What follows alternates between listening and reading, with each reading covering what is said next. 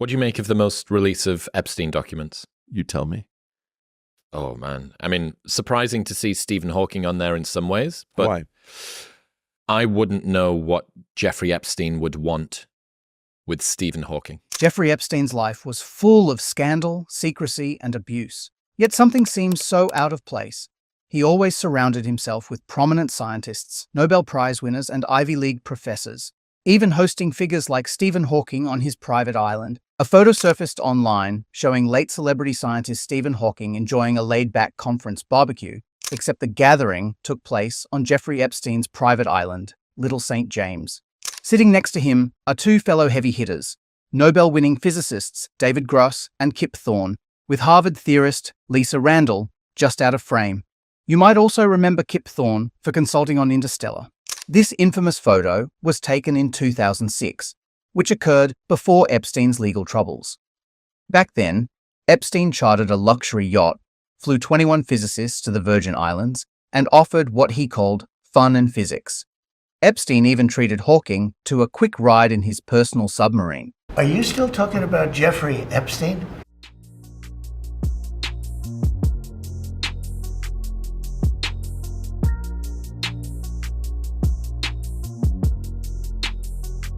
Welcome to What's Left, a weekly political discussion challenging the mainstream left. I'm Eduardo with co-host teacher and socialist Andy Lipson.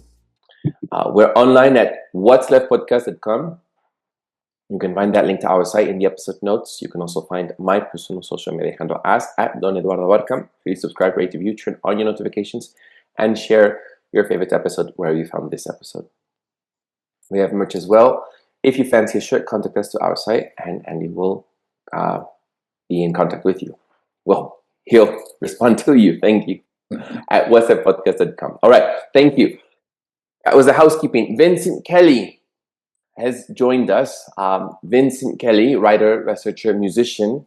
His Substack, Handful of Earth.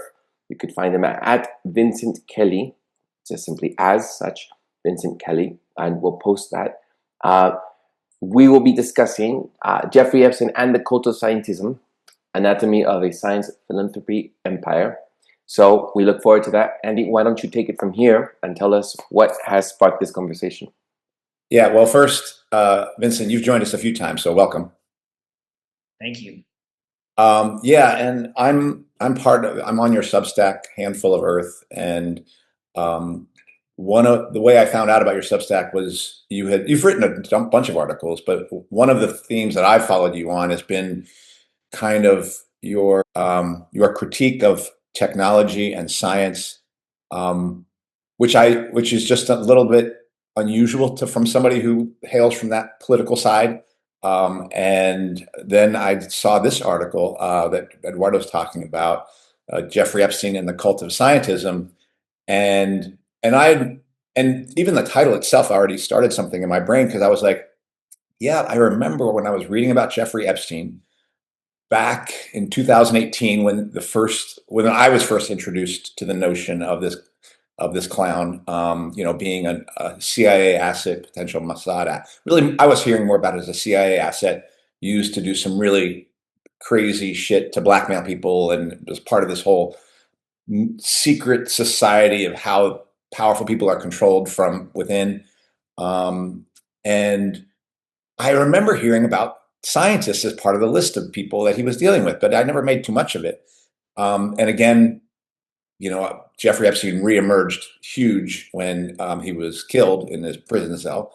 And so you put out this article that tries to resurrect and remind people that he's not just connected to politicians, but he's connected to a whole array of scientists. And I found the other interesting thing about this thing you wrote was that it was actually a reprint. You were reprinting something you had written back in 2019, and that you way earlier had been writing about this. So I wanted to invite you on to talk about the content of the article, maybe some of the background of the article, some of the interesting things that happened when you published the article, but really just get into what do you think is important about understanding this figure, this giant figure now, Jeffrey Epstein, and all that's around him, and the world of science, or scientism, because he's in a particular niche that I see that's like in the kind of theoretical physics, AI, evolutionary science kind of stuff. And I wonder what you have to say about it. So that's kind of what I want to talk about. Sure. Yeah. I thank you both for having me on, first of all. It's great to be joining the podcast again today. Um, and, I was hesitant, I think, to come on about this for a second because it's such an old article. And I also had to sort of jog my memory about some of the factual details and things like that. But I do think, given the fact that Epstein's being reported on so much now, that it is important to revisit some of these things that um, were perhaps being discussed a little bit more openly back in 2019. Around then, now it's sort of been turned into this political football, as far as which party can get dirt on the other party's members or things like that. So. Um, I would say, just by way of background for the article, I was not somebody who was heavily into, the Epstein case really early on. I mean, I think I followed it earlier than a lot of people, but there were certainly some journalists who were covering this kind of well before it broke as a national story. And their that kind of work was important for just providing some context, but I wasn't somebody who was deep in the weeds of every little connection or things like that. What interested me the most was this science connection, because I felt like a lot of the things that were being discussed with regard to Epstein, um, in 2019, were about these connections to politicians, celebrities, financiers, all these people that we usually think of as kind of the power elite within society.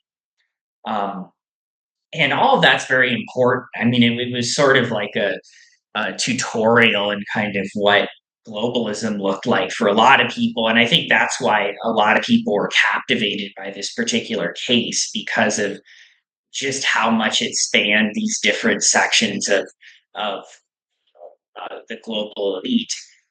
Um, but for me, I thought, okay, some of this stuff is still speculative, right? We don't actually know the details on all of this. We know that something very fishy was happening. Why is he flying around with these people? Why are they going to his island?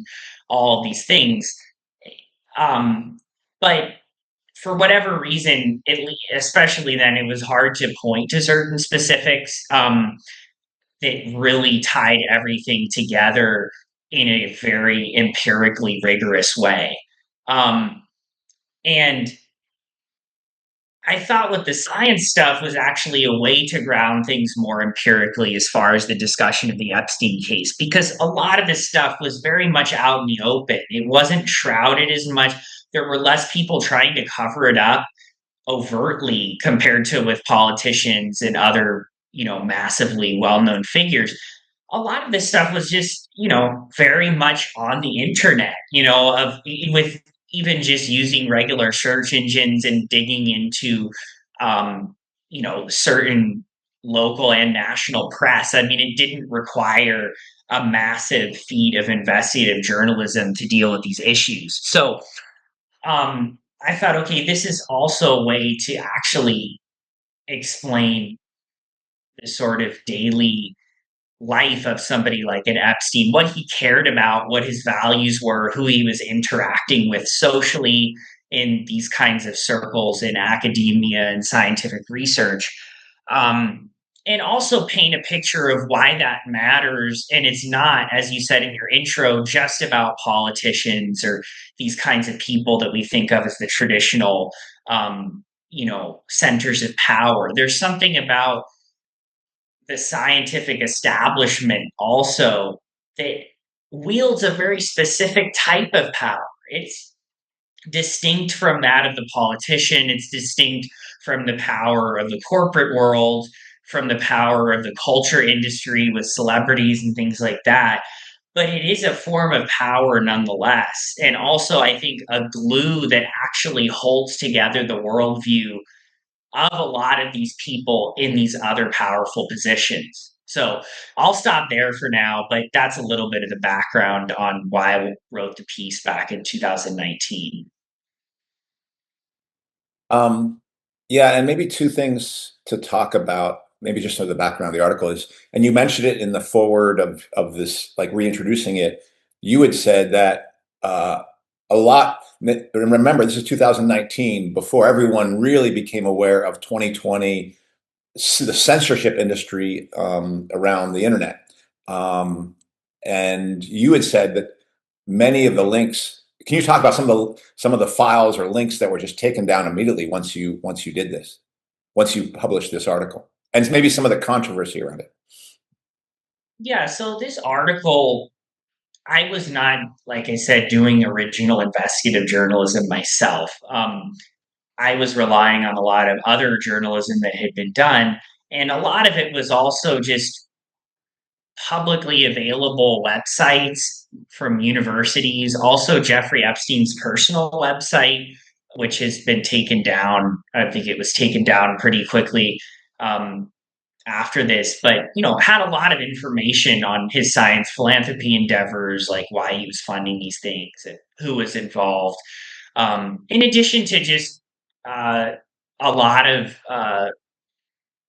universities that had specifically taken money from him for very specific programs. So, for example, one of those was this evolutionary dynamics center at Harvard, which had a multi-million dollar grant that was basically personally founded by Jeffrey Epstein for people to do research there, particularly. But that was not the only one. He was involved in many of them. But in any case, the evidence for his science philanthropy was, again, when I wrote this, widely available online. I mean, it was overabundant, if anything. It was not something you really had to be looking for in a very complicated way. However, within a week, many times, 2 weeks, even a few days after I published this, many of these websites just were taken down from the internet, these web pages. So I didn't realize the extent of it actually until I republished it this year on my Substack with this intro, because more was taken down since then. Because I noticed it in the fallout from all the reporting that was happening at that time in the weeks after I wrote this article. I was clicking on some of the links that I had hyperlinked, and they didn't go anywhere anymore. And then now, when I was trying to republish it, I had to redo the hyperlinks for my own Substack.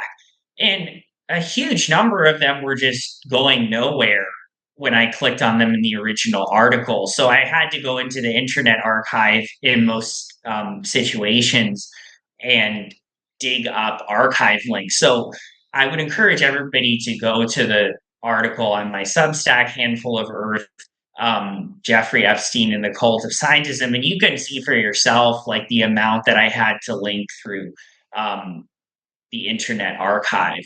So there was a massive coordinated effort by these institutions to immediately dissociate from him, despite the fact that he'd already been a convicted sex offender for many years before this happened. Many of them continued to take his money. He was also granted personal access to certain scientists' labs. I mean, this is, I think, worth underlining. I am in academia myself. I'm not in the sciences, but I have never personally met anybody who has funded my research or scholarships or anything like that, let alone have them involved at all in what I'm doing.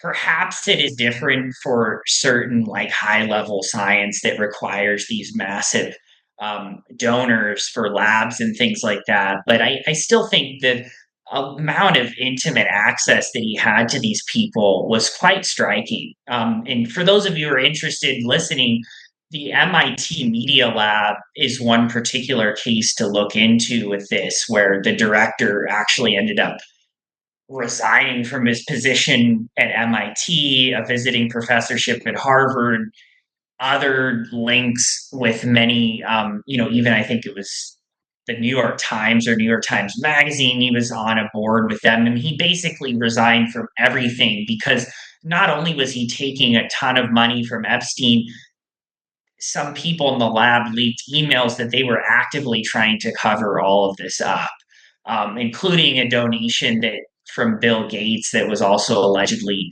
facilitated through Jeffrey Epstein. So, he had a very personal relationship with these scientists, and they were very personally aware that he was the one funding them. It wasn't coming in some sort of amorphous institution where they had no idea that he was the person behind it. In many cases, he was hobnobbing with these people at events, going to their labs, observing experiments, and all kinds of stuff like that. So, because of that proximity, I think there was an extra concerted campaign to just expunge this information from the internet as quickly as possible.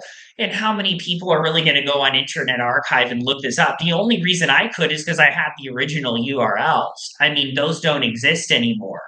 So anybody who's trying to look at this even a couple weeks after it was published in some cases, and certainly 6 years afterwards, is going to have a much more difficult time just finding this information than I did when I was originally writing the story, when it was much more readily accessible. So I think there's definitely a lesson here of just how the internet can be weaponized to just completely erase certain things from historical memory. I mean, even very recent historical memory.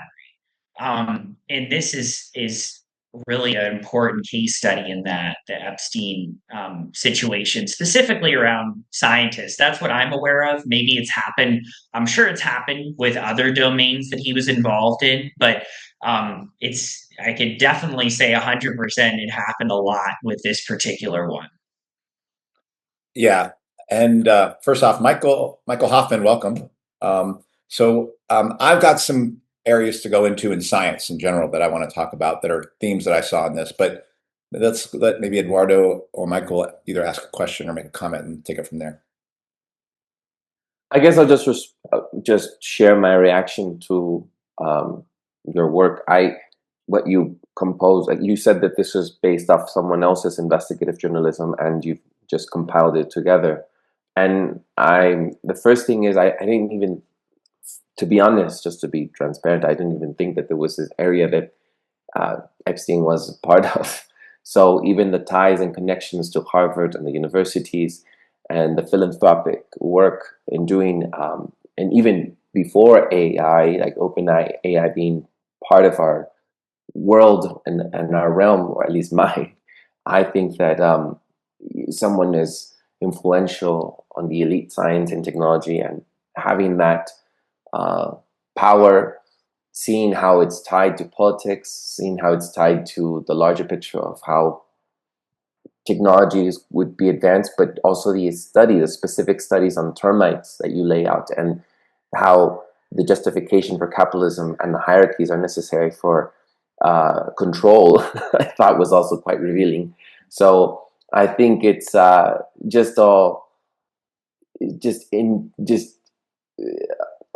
just appreciative of being able to have Andy, have you on, and to discuss this further. So I look forward to the rest of what we're going to look into. So another area to look at, other than the constant coverage of, which is equally important as well, sex crimes by Jeffrey Epstein and his the people that he was connected to. First of all, yeah, thank you for reading the work, and I'm glad it provided some new information for you as well. I mean, just one point on the termite thing you mentioned, because I know a lot of listeners maybe haven't read the article, but Epstein was sort of connecting his interest in biology and evolution, things like that, to basically, completely capitalist framing of why this is important to learn about in the first place. So the example that he cites in, I believe, it was an interview, is the issue of like termite behavior being a way to understand how capitalist market forces work. So he didn't put the term capitalist in front of it because he was essentially trying to naturalize market dynamics as something as sort of, ingrained biologically is like the behavior of termites in a group. But it's a pretty classic example of how oftentimes science can be weaponized to, um, ideologically support uh, something that's very much a historical phenomenon in a particular time and place, but to give it this veneer of something that nobody could ever change, because obviously we don't think we can intervene in collective termite behavior. So the lesson for Epstein is that, okay, maybe we can sort of learn from this about how hardwired markets are as well. I want to say that's the area of your article I found the most intriguing was the ways in which this particular example is a way to see the role of science and what you call the cult of scientism. And my immediate response is to say that's kind of how it's been already, like the extent to which Epstein represents a very visible and particularly disgusting example. There's also a continuity where even just the idea of measurement, constant measurement and improvement was applied to human beings at the dawn of capitalism. And actually, it's funny reading your article, probably because it has the handful of earth in it. It reminded me of chapter 25 in Steinbeck's Grapes of Wrath, where he talks about all the science that went into perfecting these perfect trees to produce more fruit, which then, because people couldn't buy it, just rotted on the ground during the Great Depression. And the way that science creates this narrative that that there's these great knowledge men who are solving all these problems, but in the end, it's always not in the end, but in this particular arrangement of social forces, it always leads to a centralization of power at the top. And so in a way, it was like reading your article was like, yeah, wow, I hadn't thought about that, and it makes complete sense, because this is how capitalists think about people. This is how capitalists think about human beings and improvement as just some kind of interesting problem to solve to extract more profit. And I'm from a science background, so I have a lot of sympathy for the people who are just, they're set to work and they don't necessarily think about why they're set to work or what they're overall working on. They're like, oh, this is an interesting problem, I'm going to solve it. But really, we're in this framework we don't always see that's really about oppression and extracting wealth. So my question for you is, what other areas of science do you feel like illuminate that dynamic more generally, or like with your Epstein research, did you hit upon other examples that you feel like are illustrative of that cult of scientism, as you call it? Mm-hmm. Yeah, that's an interesting question. I think, it is worth attending to the specific aspects of scientific research that Epstein was particularly passionate about. So one of them was AI research. And, he really was at the vanguard of this in many ways, interacting with the founding fathers and luminaries within the field of artificial intelligence quite early on, before it became, even a term that people say AI now, and everybody knows what they're talking about. I mean, you don't even need to know that it stands for something called artificial intelligence. I mean, it's just become so much a part of our common parlance. But he was particularly interested in this intersection between robotics and artificial intelligence. So, for a lot of machine learning and AI researchers, the biggest issue for them is that these are disembodied entities, whatever we want to call them. I don't know if mind would really be the correct word here, but this kind of gets into some pretty, dense philosophical territory that's probably beyond the scope of what we want to talk about today. But the issue is that a computer or a chat GPT or something like that, is not manifesting itself in sort of an embodied physical form in the way that a living organism would, or a human being. And Epstein was particularly interested in this goal of like creating these lifelike robots that were powered by AI, but they weren't these sort of mechanical types of things. But the phrase that he uses is radical emotional software, or the people who were developing these things who he was personally funding, that was what they were talking about. So they were very interested in sort of imbuing robotics with this sense of humanness or emotion, or from everything to like the skin of the robot that's put on to how their voice interacts with the person or other entity that they're interacting with. And so, I think again, this has become more of a discussion recently than it was back when he was funding this stuff, like in the at least the early 2010s, possibly earlier, but I believe around 2013, he was putting a lot of money into this like radical emotional software type of AI fueled robotics.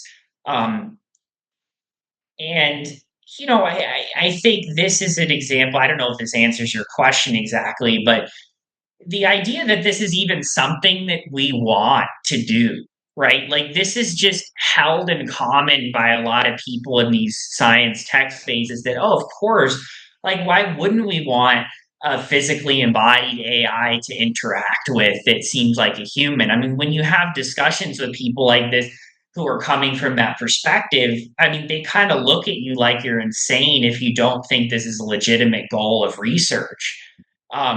If anything, they think more money should be poured into it. And it's just like the actual value behind it is completely unquestioned. It's just a matter of how much, not if we should be doing it or not. So I think, that's where there also is kind of a, I did sort of intentionally use the word cult in this title. Like there is a sort of cult formation around some of these things that really no one is asking for. Most people have no interest in this stuff.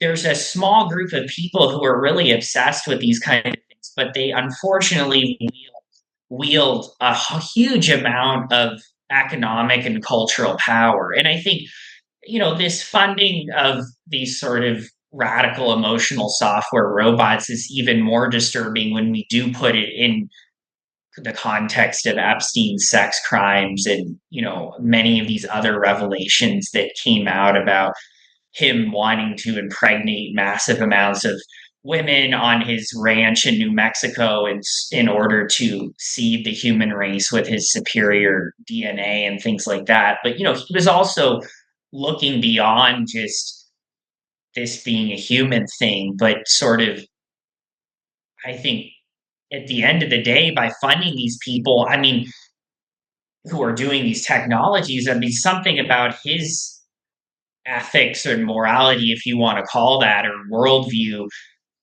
would come into these technologies as well, including these robots and other forms of sort of human augmentation or transhuman technologies.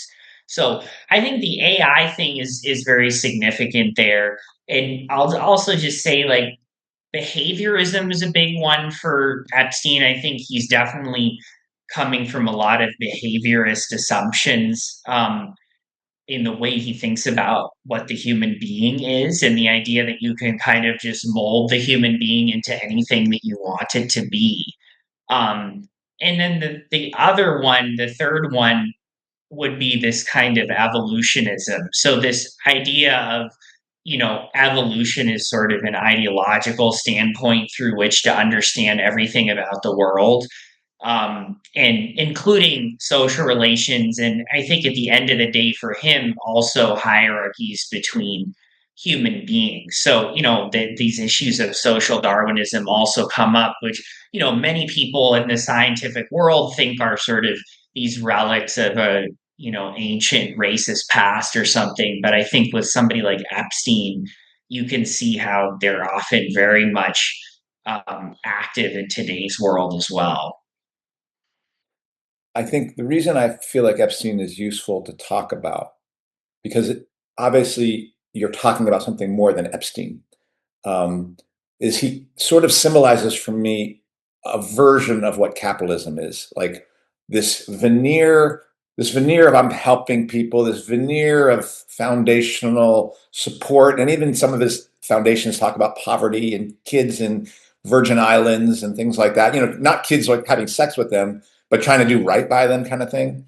And then you just lift the cover up, and it's this disgusting.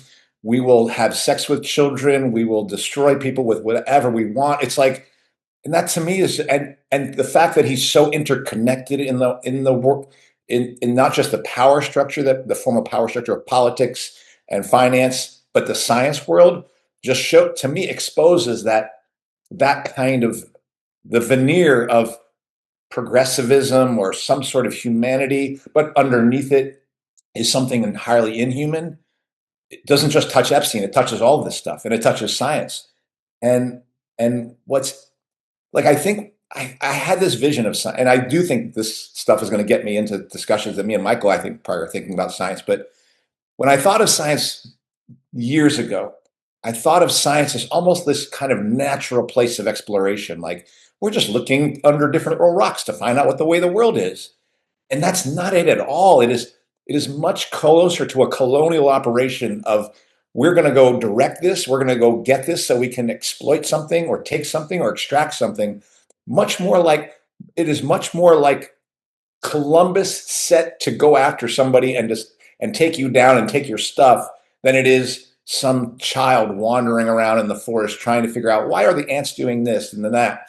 That is the operation of it. And that has been revealed to me, like that science under capitalism is in no way neutral. And the other feature in looking at what he's connected to that reminds me of Fabio Vigi's discussion we had last week, where he's talking about capitalism increasingly becoming separated from its base in labor and labor production and more in financialization. And the fields of science that he's interested in are much more in the theoretical. Like, there's a group I follow, the Thunderbolts, that talks about how you can best understand cosmological practices looking at electromagnetism than you can gravitational forces.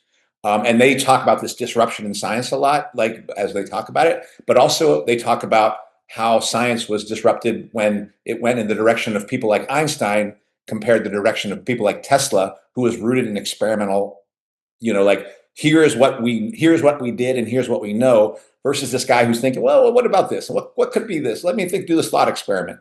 And they're saying there's a lot of mischief that has happened in that area. And that is the area it is in this area of theory, if you will, in the same way that capitalism is no longer connected to labor and now it's financialization. I feel like this Epstein exploration, if you will, is like a theoretical thing, and it has much more the view of like Frankenstein, Percy Bysshe Shelley, the world as I want to make it, not the world as it is. The world as I intend it to be. And that's really what the world of the metaverse and the AI is. It is like, it's the capitalist fantasy of, we've already described what the world is. We'll give you the inputs that we tell you what the world is, and you're just going to understand the world in our way. That really is the metaverse, because there's nothing to be discovered there. They've already decided what the world is. You're just experiencing it in their little ones and zeros universe. And so I feel like and it's true with quantum gravity. Quantum gravity is trying to really resolve theoretical separations of gravity from general relativity and even special relativity. How do we resolve this and things like that? It's all like thought stuff, and also the evolutionary economics kind of stuff, which says, well, the best way to understand the natural world is to look what we're doing in the market. Like that is what, like, are you kidding me? That is such a disruption of the natural world, such a perversion of the natural world. But you're going to basically say that nature follows our course. We are not part of it. We're determining it, and it just has all these implications of destruction, of dehumanizing people. And it shouldn't be surprising that a creature like Epstein is so popular, and that because these people actually, they run their lives around these kind of values. So I don't know. Your article made me think about a lot of things I've been trying to put together for a while. I want to read my favorite quote from your article. You say, in reference to people talking about or denying the Democratic Party involvement with Epstein, it is much harder, however, to reflect on the fact that it is figures like Epstein who are most invested in the scientific and technological progress that so many well-adjusted, liberal Americans uncritically support. Although Epstein's actions are especially deplorable, his Epicurean scientistic worldview is one that is held by many others as a default.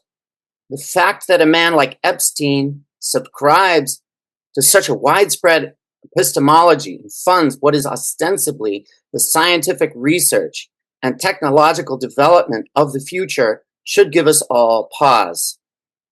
Very well said. My follow-up question to that is, have you read or observed the narrative of the other science folks who are sort of addressing this? Like in Science magazine, there's still a article about Epstein funding science, and it kind of paints Epstein as kind of like he was trying to fund these outsider types, and he was trying to push forward people who nobody paid attention to, and he was kind of like this outlier. And I think it's clear from our Andy's comments and also from your quote there that we agree, we don't agree he was some kind of significant outlier, that he is a product of this very logic of this elite group. So what do you think about that, the other narratives? Yeah, I'm not aware of that article, or that narrative necessarily. Like that's interesting. I mean, it seems to be kind of one of these sort of things that a lot of these Silicon Valley people say as well, like a Peter Thiel, for instance, funding outsider research or things like that. I think Epstein was clearly funding whatever he wanted to, whether it was inside or outside. I mean, he was very much linked to people at the major research universities throughout the country. And then he also funded some of these, I guess you could call people working on radical emotional software through AI to be kind of outsiders at that time. I mean, he funded a whole group of scientists, Western scientists in Hong Kong, who were working on, some of these, farther out issues.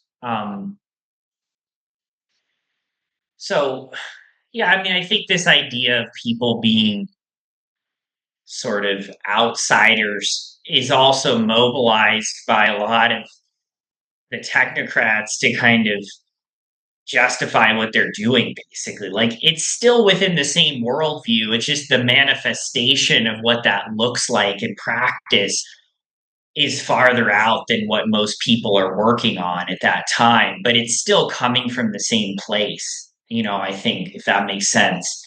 And I think it does relate to this. I found your comments on theory theoretical science very interesting, Andy, because, I often find myself being the one defending kind of theory against pure empiricism. I mean, trying to carve out some space for the metaphysical or just the philosophical in general against this kind of,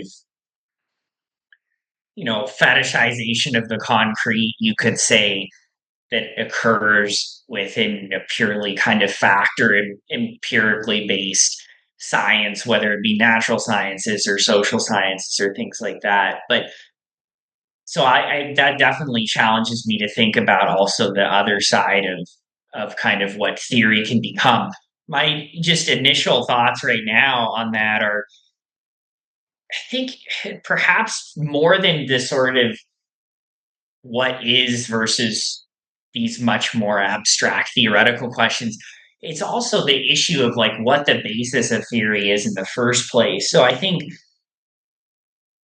pure mathematics was more historically linked to kind of philosophy as an exploratory domain.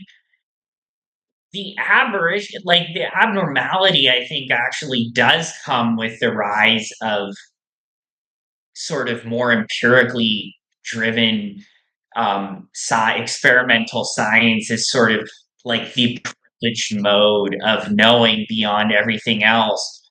And what I think you see with a lot of people engaging with theory, right? It's like, I don't have a problem with the theoretical sciences, but the basis of it is actually in this kind of neo-Darwinian physicalist worldview of the universe that was really cut out for the empirical study of the physical world. But then in this sort of weird reversal, it then becomes the grounds for which other abstract theorizing is done. So rather than sort of math or philosophy being the grounds for theory, like something that wasn't even supposed to be the grounds for a theoretical enterprise is sort of smuggled in the back door. And then people are coming up with these crazy ideas, for example, like evolutionary economics or all these things that are really just fraud fields. But they're kind of an example of people who,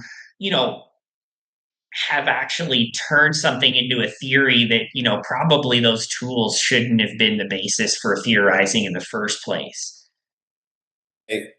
This is a bigger conversation because you're pushing back against what I'm saying is getting me to think like I definitely have a problem with where science has gone. And it does feel again that it's not just a drift that happened of its own. It feels politically driven, like the connection between the theoretical development, the non-experiential, non-observable connection between science now was not just, oh, we kind of, how did we get here?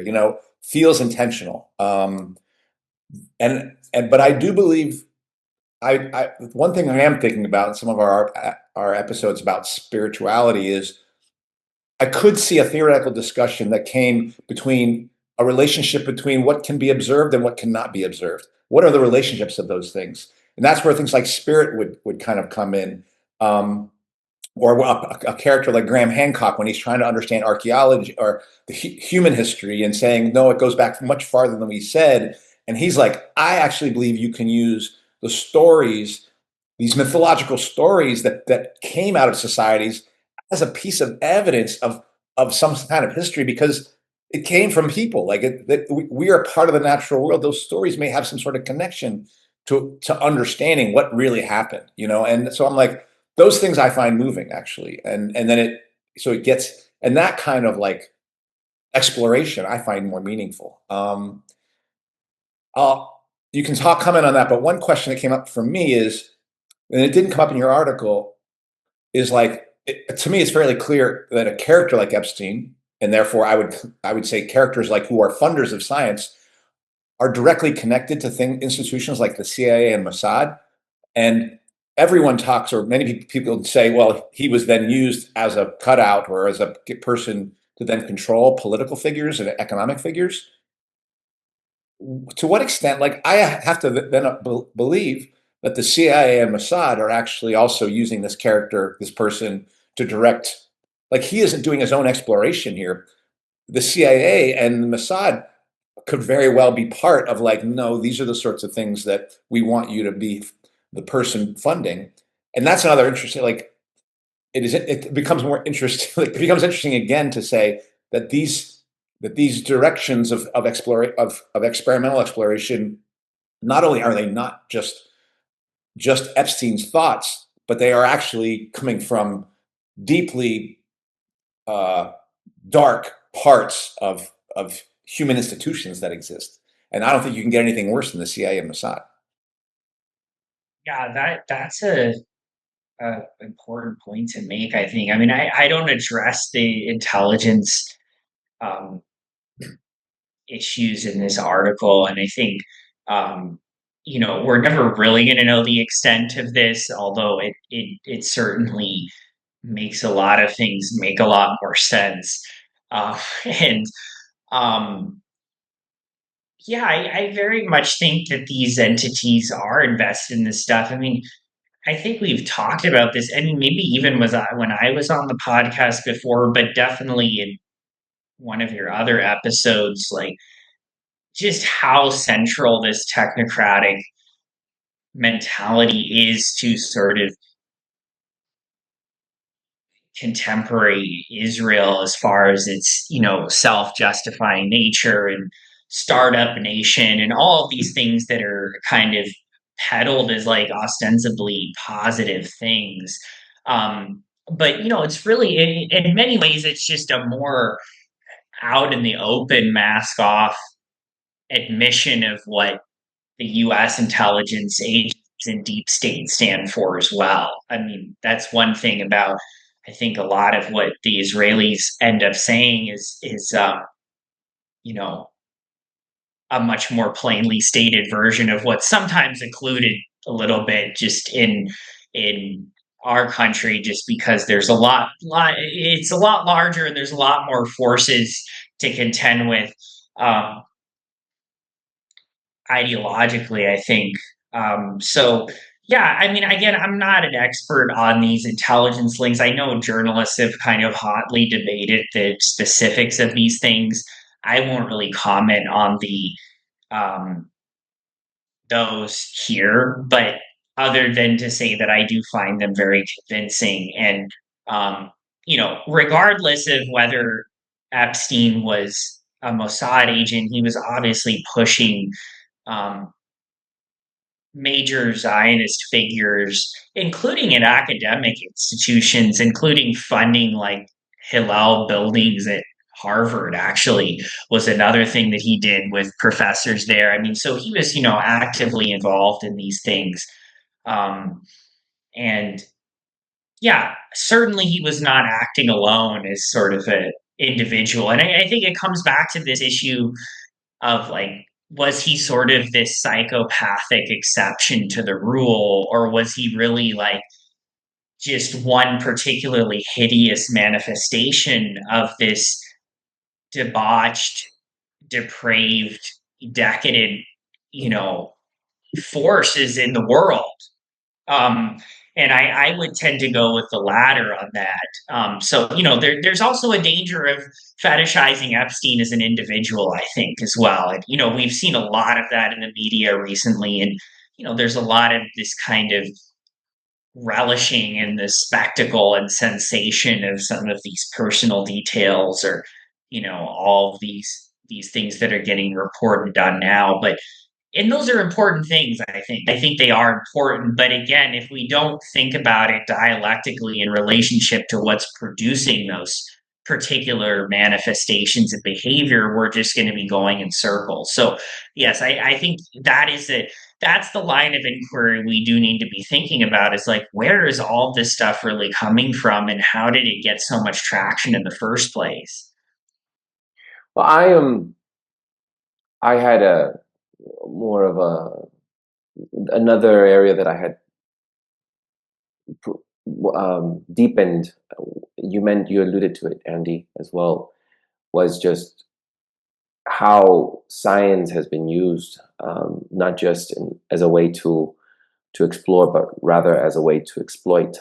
And I saw the parallels in Kelley's work that develops the metaphor as a scientism as a cult, parallels with religion.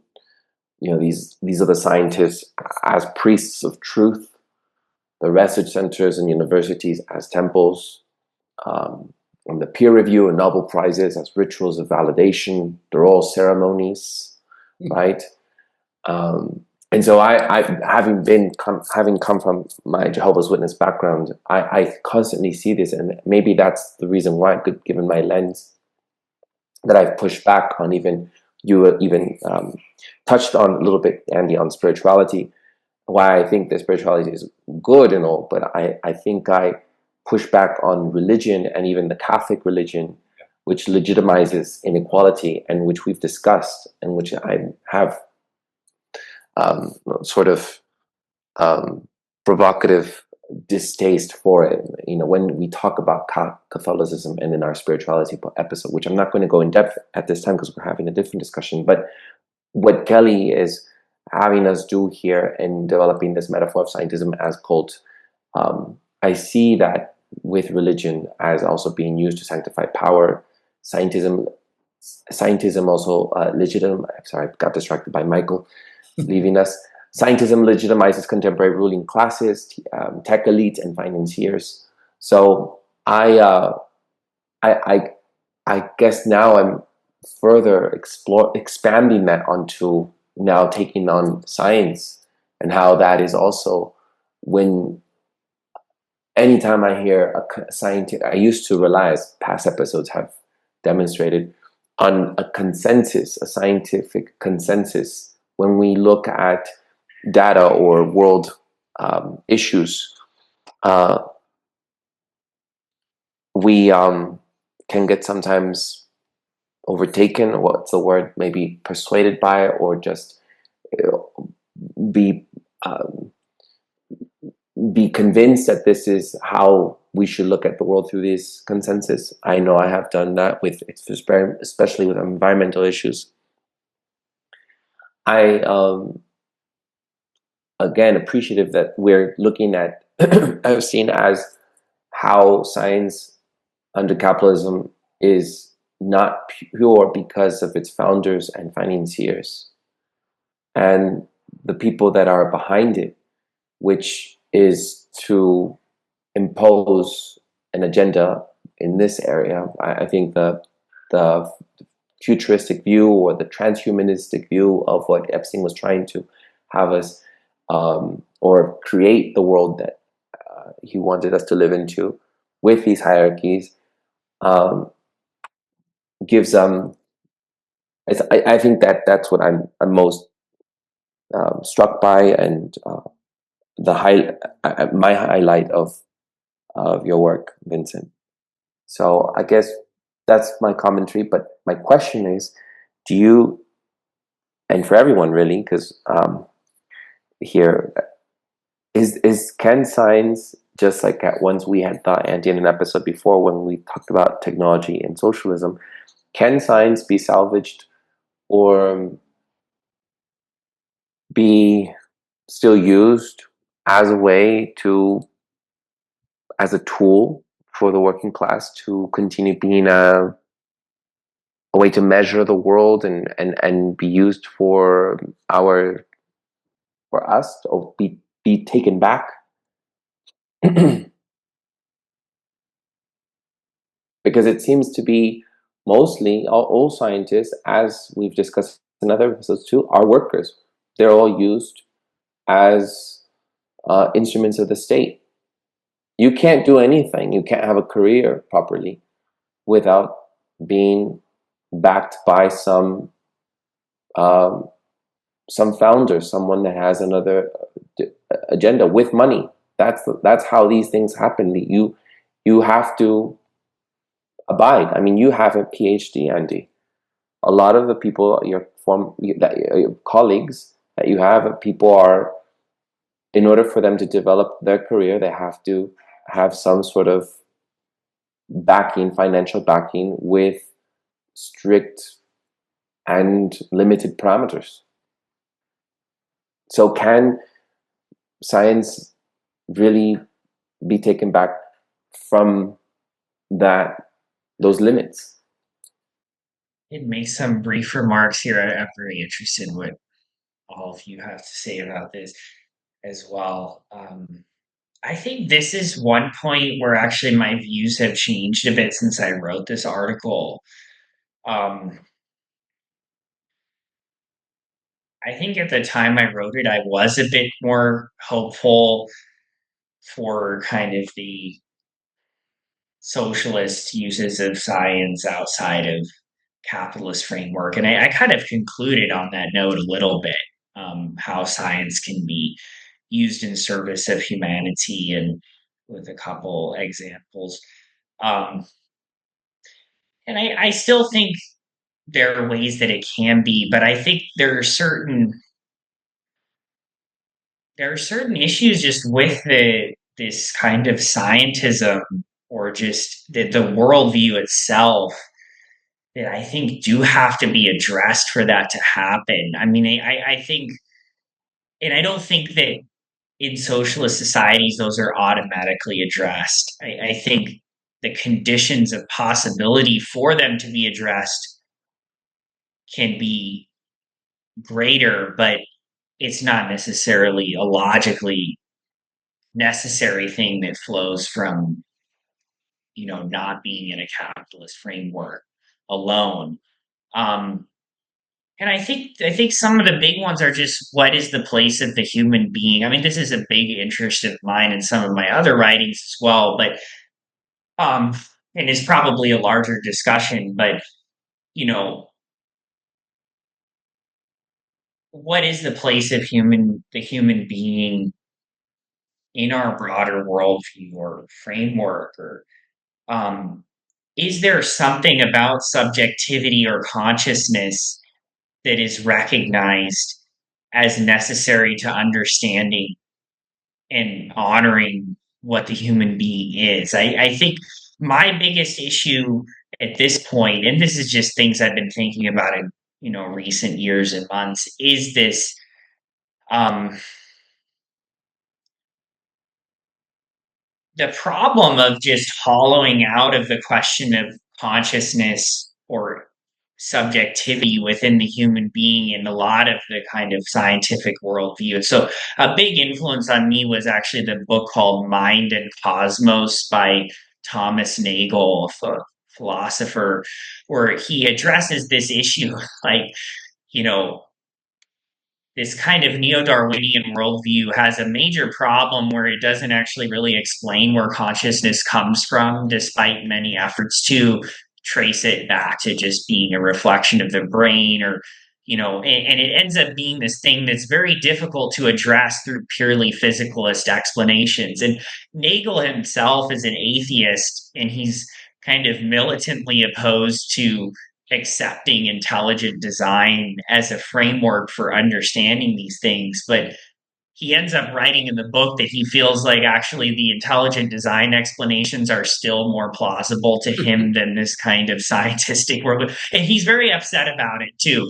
Like you can tell he really doesn't want to say this, but just looking at these sort of arguments around these things. And I think, there are issues. I mean, I think within a socialist framework, if you're taking a particular reading of what materialism is as kind of like physicalism in the sort of philosophical sense, I think that's where these dynamics of scientism can still be reproduced outside of a capitalist framework. But I think if you take the question of the human being and this issue of alienation broadly as a framework for thinking about the human in relationship to the economy and labor and social reproduction, I think that is a better starting point. And that is sort of the framework, at least within Marx, that I find most readily able to address these issues. I I love this conversation. Also, Eduardo, thank you so much for bringing in the aspects of religion, because it's so much is like a religion in the sense that it's not. It's grounded in things that actually are not. It's like a religion because it's grounded. They're grounded in. Sorry, this is going to be an edit. It's a religion essentially because theory departing from practice is a result of social realities. And the comment that you made, Vincent, where in the creation of some theory, in the building of theory, things are snuck in to the back door, as you said. And I think the thing that is snuck in through the back door is essentially the fact that our social system is unable to talk openly about reality that it actually rules over, and therefore has to put blocks in place around certain things to shut off honest scientific inquiry. So a lot of theory is built on an essentially dishonest, complete exclusion of areas where you're not supposed to look. And I'll give very specific examples, like the example you were giving, Andy, about the difference between like Tesla and Einstein. Carl Sagan has us go all the way back to 600 BC to think about the Ionian empiricists in ancient Greece versus the Platonians, and who were essentially anti-theory, were anti-experiment. And he also describes that as being linked to the social system of the Greeks being slavery, that you have to essentially separate real honest inquiry away from the real world if you're going to be a tiny elite ruling over things. And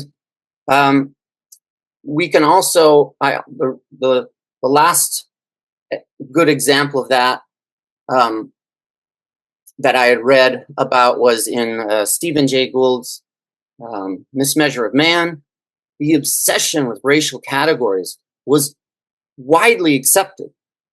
Okay, so social scientists figuring out, well, how should we define races and how can we rank them, and finding ways to like measure skulls. And this was a huge part of the edifice of science at one point. It was broadly accepted that there had to be these things called races that had to have some kind of ordering, and that same kind of what he terms the biological determinism is still coming through to today, where basically there's an obsession with taking measurements about someone, reducing them to a single number so that you can put them in an order and find out who's the best, who's the most exploitable. And yet underneath that edifice of race and even now, specific genetic traits is a complete denial of the ability for human beings, of the dynamic ability for human beings to adapt and change. And we treat human beings as static because that is how the system creates and maintains a hierarchy.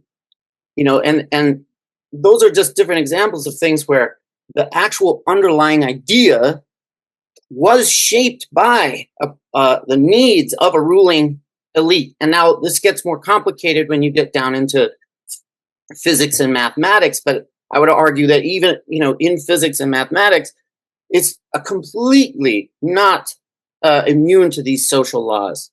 And even if you don't know anything about any of that history, you can tell that from the principle of backward design. So there's a very fundamental principle in engineering. It's like if you want to make something work a certain way, you have to build backward from the outcome that you want. And in our society, things are backward designed, or at least they're not funded unless there's a little more complex way to say it, but I'll say it. Things are backward designed where the starting point is making profit. The starting point is, how can we extract value from this? Let's design backward from there and make it look like we're solving homelessness, for example, right? So to me, part of revolution, part of a revolutionary project is being like, let's backward design specifically from human needs. Let's build our scientific inquiry and let's rebuild our theoretical basis from actually solving human problems without the need to extract surplus from that project, from that work. You can spend billions of dollars solving homelessness through NGOs. But if your theory of homelessness can't actually say, you know what, people are homeless because there's a bunch of empty houses because it's not profitable to put people in them, right? If your theory of homelessness is not allowed to critique the fundamental economic system we live in, then you're going to come up with all kinds of ineffective BS and you'll waste a bunch of money, right? So to me, it is kind of simple. It's like, human beings are very good at solving problems, but we only exist in a very hierarchical economic system where the fundamental design principles don't allow us to really use our resources and our intelligence to fundamentally solve human problems. So in that way, I'm much more like, yeah, people can reconstruct a new foundation of science, and they will, and it could be rapid. But we have to be able to actually backward design from the real problems.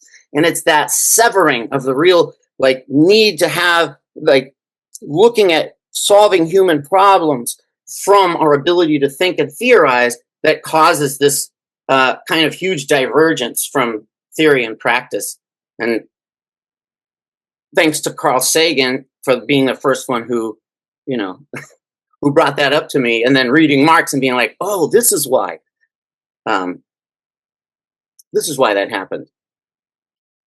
I probably in the recent months and year since COVID have been moving more and more away from okay, fuck science, get rid of it, disgusted by it. And I know in one of our last episodes, when I was like, forget it, I'm done with it. It's all a faith. It's a faith thing. We don't know anything, blah, blah, blah. And I think Jeff, in one of his comments, made an important point to say, look, science brought us, Pfizer and all these clowns. But observation was also the basis for seeing that what they were doing was a lie. And we weren't able to be founded so surely in how much they were lying without rooting ourselves in some kind of other set of observations. And I agree with that. I do believe, closer to what you're saying, Michael, that there's capitalist class science and there's working class science. And I think I don't know the answer to what that would be. It does seem almost embodied in commodity for exchange versus commodity for use. We're not just embodied, but that difference. And I think socialists have underestimated how much transformation of society we'll have to undergo to go from a society just for exchange values versus to getting exclusively for use values. But one thing I do think about is when the Marx, I don't know if I think this is a Marx quote where he says the point is to not understand society, it is also to change it. Well, once you've changed society so that actually humans are just human again, then what would be the point of science? And I do think it would be to understand, literally just to understand. Well, what's the point of that? Well, because it's true. Do I need that? No, but it's true. And then I think, and this gets to what was the name of the person, Vincent? You say Nagel was a person who wrote that thing? Yeah. Yeah. I actually think that is the area that would be explored. And I really could relate to that this is what's been happening for me. I'm an atheist being pulled into this world of non-atheism, that conclusions, and doing it and fighting at the same time. But I do think it would be an honest exploration of the relationship between what could be known and what cannot be known. And the thing that trips me out, I think many of us who've opened a chemistry book or have always seen that electromagnetic spectrum, that goes from radio waves all the way to gamma waves, and it changes frequency. You get from low frequency and long wavelength to high frequency and short wavelength. And then you see that color region that's smaller. It's the smallest part, but it's incredibly small. Like a guy did an analogy. He said, if you took that entire electromagnetic spectrum that you see in that textbook, and you put the radio waves down in San Diego, and you put the gamma waves up in Alaska along that length, right? That's about 1,000 miles. The part of it that we can actually see is about a centimeter, like along that whole stretch. So we are able to just observation. We are able only to see along 1,000-mile spectrum of different electromagnetic radiation. We can look at about a centimeter of that and see it in terms of going from purple to red. To me, that says, okay, look, there's a lot we can't know. And of course, you can get a tool to measure this and measure that. But as humans, to actually know when our own vision is so limited in its own spectrum, we have to know that there's things we can't know. And then, of course, the whole notion of even exploring the universe, there's just shit that goes beyond there. And the electric universe people, when they talk about the universe, they're like, well, we don't know when it started, but we just treat it like it's always been there. We treat it as if it's been infinity because we know this 13.5 billion or 26.4 billion years. We know that's hogwash. So we don't know. So we're just going to act like the universe has always been. It's changing, but it's always been. What do you do when you talk about something that's infinite? I don't know. That's a theoretical thing at that point. But what's true about it is they're saying we don't know. So we're just doing this. And instead of just making something up and then having to create dark energy and dark matter and black holes and things that are not real. And I know, black holes are newly for me, a new obfuscation. So I'll throw that in there. Anyway, those are my thoughts. I've returned to the idea that observation and science and reality and truth are going to be part of changing the world. They'll have a new place in a world that's truly changed, that's based on a world for humans, in my opinion. Eduardo. It's interesting as I look back at, again, thank you so much for your work, Vincent, but it just brings it back to 2020. In response, I would say, to what we're discussing and criticizing science, liberals and people on the left would double down on science, on scientism. And you point that out. And just how you have the left, for conventional sake, because that's how the USA's, the public is divided, just holding on and defending, and we trust the science, and we have to, and it just upholds what these elites wants us to do, which is to use science in order to control the masses, because it's not about changing systematically a system, it's about making sure everyone fits into the system that they want it to fit in by creating these termites, so as you just brought up. So anyhow, I just was thinking, here we are criticizing, and I can hear the liberal left saying, no, but the science is important, we have to. But it wasn't important even when it contradicted their stance, saying that children weren't COVID spreaders, in schools. It didn't work then. They didn't care about it then, even if it was science. Oh, yeah, just one thing that made me think of, Eduardo, that line on these signs that, science is real or whatever it is. It's an interesting, it's an interesting turn of phrase because, we do live in a world that has become increasingly unreal to people. And it has to do even with what you were mentioning, Andy, about, I didn't hear the discussion last week, but around, this increasing financialization and, also the direction that capitalism has gone, I think, which is pretty widely accepted across wide range of analyses away from physical production and labor and things like that into these more immaterial realms, and finance and things like that. But people need things to like say that they're real, right? Like science has almost become this anchor point where people are, the liberals and left are sort of clinging to it. It's like nothing else seems real to us. We don't really know why, because we don't really want to look into it, or maybe we haven't been presented the tools to really understand why we feel this level of disconnection from reality or the physical world. But we can say that at least science is real within that. I think within it, I mean, it's easy to make fun of, I think, for people who have been skeptical of this stuff for a while, but there also is like a real yearning in that statement for some sort of contact with reality. I mean, maybe it's not for the same reason, but it is a human need.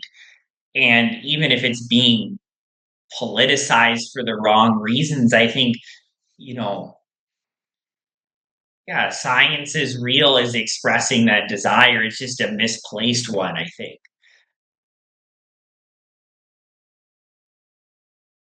It's highly effective at making people feel like they're connected to reality, while at the same time kind of putting them in a very specific tribe. While when you are doing science, the thing that honest scientists, I think, know is that to say trust the science is the most anti-science statement. Like that's like the opposite of how science works. Like nobody, like you don't trust things. Like everybody critiques each other, and if we can all converge on the same reality, then we know we've agreed, right? So like trust the science is so clearly it clearly negates the idea that there's actually disagreement between scientists, and there's a lot of uncertainty in science, and that what gets chosen as then the solutions has to do much more with social power than it does have to do with science. Right? You could dive into the literature on public health, and there were a lot of different ways they could have handled the COVID thing based on their own science, right? But for example, it's like a consensus that vaccines are like the last resort. Vaccines are like, a thin layer of protection over like a whole bunch of other things you have to put in place to have a healthy society. But like in our, the vaccine mandate was like the only tool. It was lockdowns and vaccines, which contradicts some science, and narrowly picks a very specific set of scientific findings that suit the social power, the needs of the people in power. Was that also your experience and understanding of COVID, Vincent? Like, in terms of the manipulation of science and that they were pushing people towards a this edifice of unanimity and agreement that didn't actually exist? Yes. Yeah, it was. I think, yeah. And I think probably I've discussed this on a previous episode in some capacity, but yeah, I mean, it was eye opening. I mean, again, like for me, I hadn't thought about a lot of those issues. Like, obviously, I was thinking about scientism before COVID because this article was written before COVID, but the extent to which these things could be used, was something I also discovered over the course of that recent history. Yeah, I want to. I think you're right. Those are black signs, right? And the top one is science is real, isn't that? I really hate those signs, but I hadn't ever looked. I've never really thought about that. Science is real. Science is not real, actually. Reality is real. Science is a theoretical framework for approximating trends in that reality. It's like a human emotion is real, and a poem or art is an attempt to express that. but the art is not the emotion itself. Science is closer to art in an attempt to create a theoretical framework. So the fact that we're even saying science is real shows how much progress has been made in separating ourselves from reality. And they've done a very good job. Right? Models are not the thing they model. Models are the model. The thing they model is reality, and we should not confuse reality for the model. In fact, much mischief has been done by doing that. So, I wanted to just point out, you were concluding, Vincent, about how the dangers of scientism, the blind worship of science, its authoritative hold on the world, and I wanted to point out how this, bringing it back to Epstein, is he was actually not a brilliant thinker. He was someone that knew quite well how the structures of scientism worked, with prestige, patronage, and utopian futurism. And this is the perfect stage to launder his power and abuse. And I see this replicating today with other people that also have these same patterns, with money, prestige, futuristic ideology, lack of accountability, institutional alliances. And I see that with Elon Musk. I mean, we could say so many other people here, but I just think that what I had wanted to bring up an episode some time ago about Epstein, and we deviated a bit, but at that time, what I wanted to bring up was how Epstein is just, it's like the symbol of all these things I'm mentioning. It's the money, the prestige, all that that you can see in other people that have the same power and vision, such as Elon Musk, through his science and tech aura, that he wants to colonize Mars, and AI safety and electrical cars, and massive capital as leverage, with SpaceX and all these other folks that are also doing the same things, such as Peter Thiel and Sam Altman. But I'm concerned that, again, whilst I think the sex crimes are also have weight, that we get distracted by it, and that they should also be counterbalanced with what's also happening. That's just one area that we're looking at. And I think the media does not actually cover the totality of what we should be looking at when we see this person, which is this sex ring is tied to someone who actually has so much power and is doing also other atrocities out in the world and trying to exploit humans, through technology, through science. And so we may just be emotionally convinced, oh, this is wrong, this person, but there's also other things that are happening. Why did he take on those women? Because he believed in evolutionary science, which is, I'm supposed to take on these women, and who said it? Was it you, Vincent? Said, impregnate these women because he is of the better race, and that also has a larger agenda connected to the hierarchies of the structure of power, and using institutional alliances in order to fulfill that agenda, in order for us to control the masses in the world in a capitalistic structure. It just keeps going on and on and on. It's like beyond just sex crimes, which is obviously important. I don't want to undermine that, but it's all this power structure, and it's just what is the word? Scaffolding. All this, I think, is so. Anyhow, thank you, and those are my last comments. So I just wanted to end by that. It's beyond Epstein.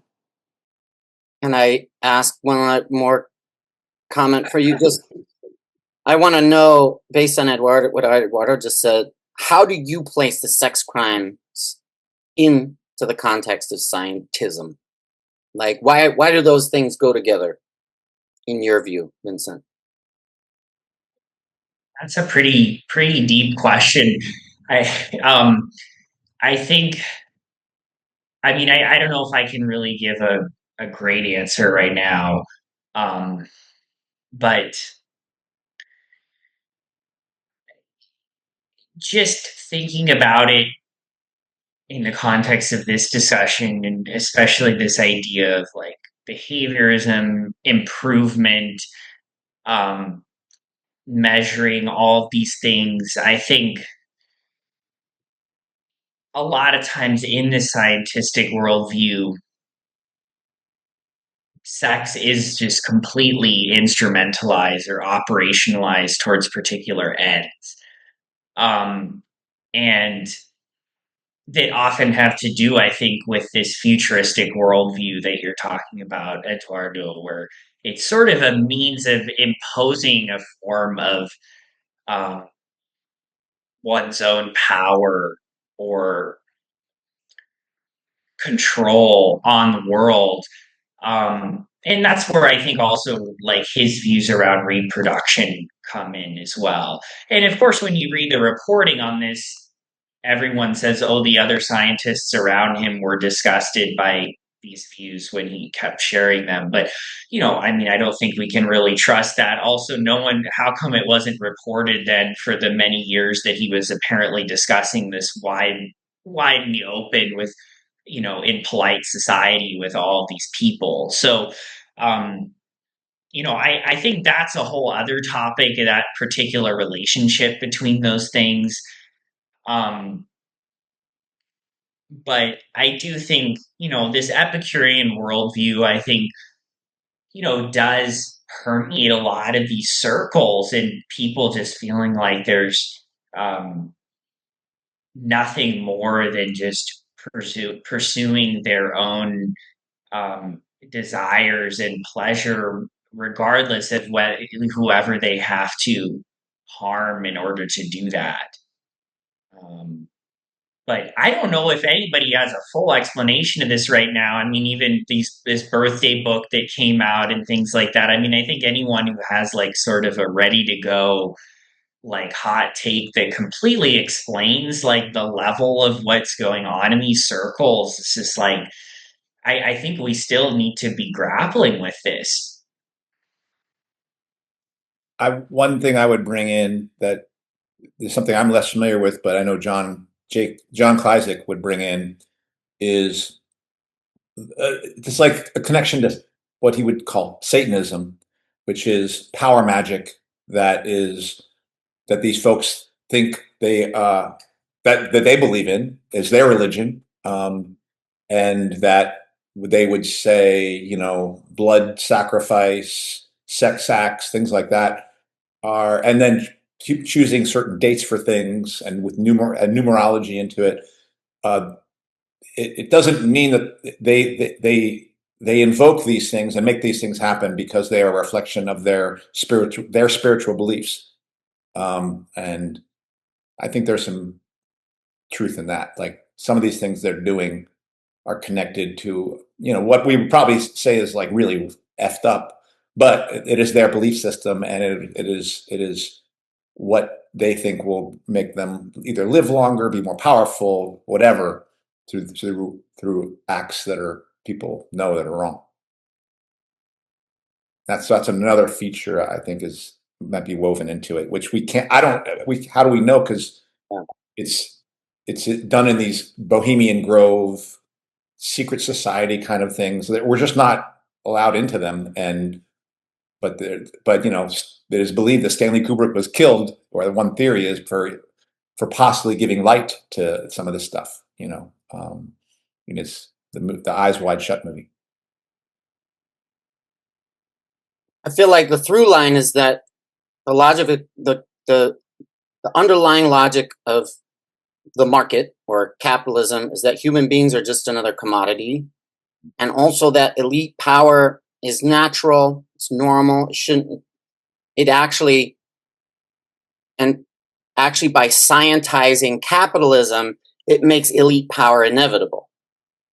And so there's people at the top, and that's how it is, and their job is just to figure out how to best use everybody else. But that is actually kind of an open that's an open ideology underlying capitalism. So, like this, using women's bodies for sex is just like in general human bodies being used as commodities to be either consumed for pleasure or for accumulating more wealth.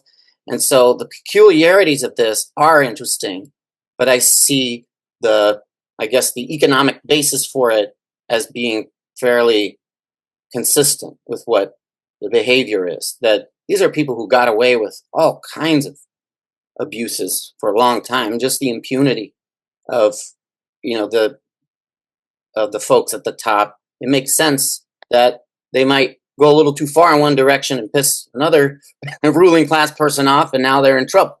But it is sort of consistent with the logic that human bodies are actually just for exploitation, and that the people at the top are there for a natural reason, and they're supposed to be at the top. And so this is not sort of a thing we should question. But I really appreciate the your work in bringing these details together, because I had not seen this before. Mm-hmm. Yep. Thanks. Thank you guys for having me on and discussing the piece. It really means a lot to have that, especially this many years later, the relevance being discussed as well. I think hopefully more people also start thinking about these other elements of the Epstein case, which I think are not limited obviously to science philanthropy, but certainly extend beyond the usual media reporting loop on this. Yep. It is the part that I had known the least about, and in some ways illuminates the most about what's really going on. All right. Well, why don't we conclude? I kept saying Kelley, but because Kelley sounds like a name to me, but it's your last name. Sorry. It made him seem like a scientist who wasn't there. Like you refer to their work. Arts, Luxembourg. According to Kelley, 2019. Kelley sounds. I have friends that are named Kelley, so I just said Kelley. You gravitated more to Kelley. All right, let's get going. Well, Vincent Kelley, writer, researcher, musician, and Substack, Handful of Earth. We'll post links, Vincent, to your Substack, to what the article that we've discussed, and people can find that in the episode notes. Right, that does it for this week's episode. What's Left is a weekly political podcast / channel challenging the mainstream left. We post information about our topics and our guests on the episode notes where we found this episode, or on our blog. People can find us at whatsleftpodcast.com. You can find past episodes to this podcast / channel there, / channel, and connect with us there. I remind folks, if you fancy anything you've heard, please subscribe, rate, review, turn on your notifications to any of our platforms on Spotify, iTunes, Podcast, BitChute, Odyssey, YouTube, Rumble, or Telegram. And you can find our blog and any of those links again in the episode notes where we found this episode. If you'd like to give us feedback about something you've heard or suggest something for us to cover, contact us through our blog. I'm Eduardo Barca with co-hosts Andy Lipson and Michael Hoffman. Thank you all for joining us, and thank you again, Vincent Kelley, for being with us. We thank everyone for listening, and we hope to have you back on another episode. All right, ciao.